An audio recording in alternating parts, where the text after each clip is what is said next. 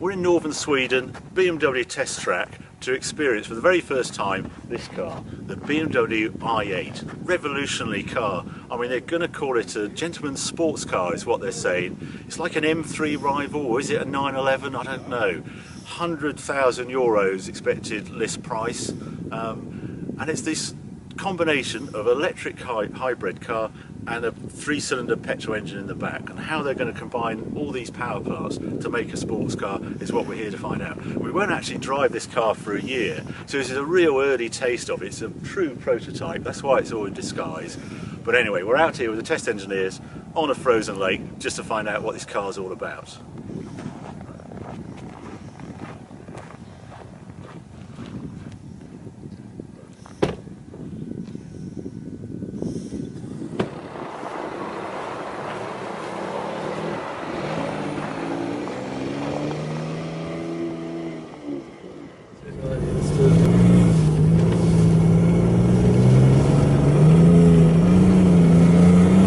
Sounds like early 911 to me. That sort of 3-cylinder makes a good sound of 3-cylinder. Yep. But you're saying this is to be worked on. Yeah, it has to be fine-tuned, of course. It sounds a little bit still agricultural. Yeah. As you see, you can drive it very smoothly, very precise, and without very hectical operations at the steering wheel. Yeah. So I'm afraid I can't show because we're not allowed to show the interior.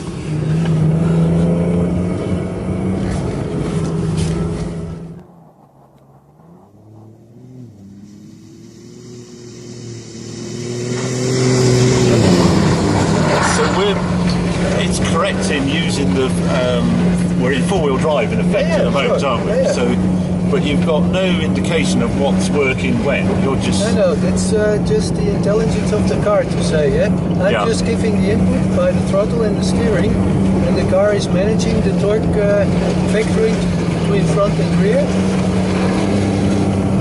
So when we're in sport at now, that's always got some electrical assistance at all times. That's right.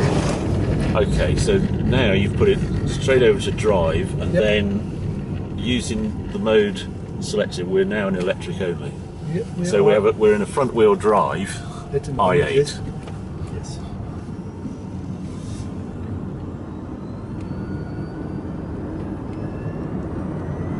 Accelerating on slippery surface. Yeah. With the front wheel drive. Right. This is a very uncanny feeling, isn't it? On electric only drive, just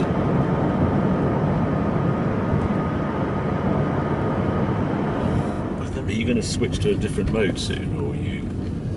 What we're doing now, we're driving through Arjeplog in the electric mode, and then if we go back, we can use the sports mode again. So.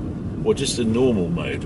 Normal mode. Yeah, just so I'm just interested how the motor, the petrol engine cuts in and out. Yeah, okay. Then I switch over to normal mode now. Yeah. But we will still drive electric. Okay.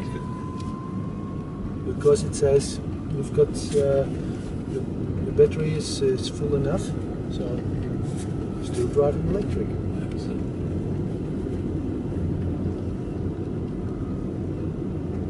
So this is the mode. If I open the car up in the morning, this is the mode I'm in. Yeah. Of course, your battery has to be charged. Yeah. But if you have used it really as a plug-in hybrid and you pull it, then you're driving away with a full battery. You start like this. Okay. And depending on your accelerating behavior, the combustion engine will come in sooner or later. Right.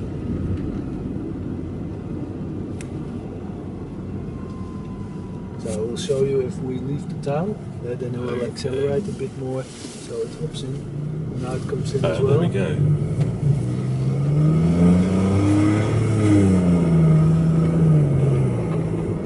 So, off. And then it's gone.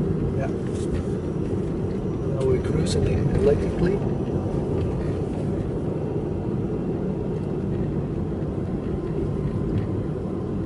Okay. Okay, so if we were in sports, the engine probably would still be going to recharge the battery. Yep, Is that that's how right. that works?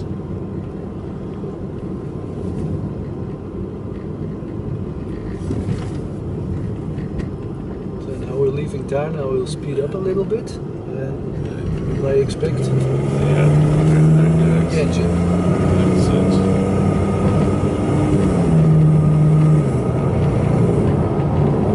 Forgetting we're driving on ice. Yeah. So the acceleration is, I know winter tires are terrific, but yeah. This is the problem.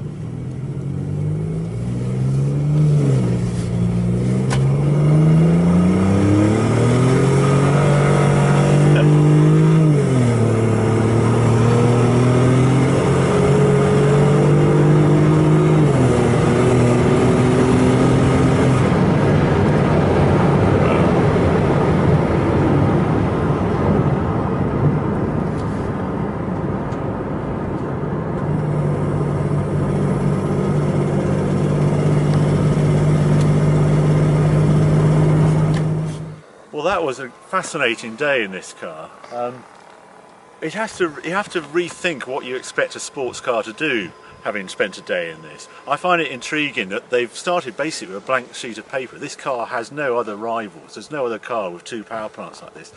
Yes, this year we're going to see Porsche 918 and the Ferrari Enzo replacement, but they're hypercars. They're up 800,000 million euros.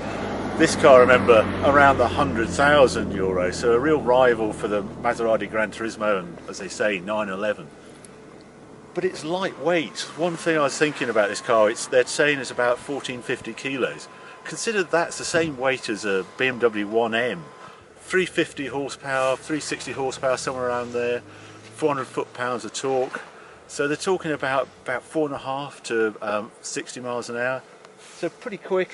Limited to 155 miles an hour, but it's how we're going to use this car, because this is really an everyday sports car. That's the whole idea of it. 20 miles on electric only, and then a range with full tanks, they're saying 550 kilometres before you have to fill it up. So a genuinely sort of GT sort of car.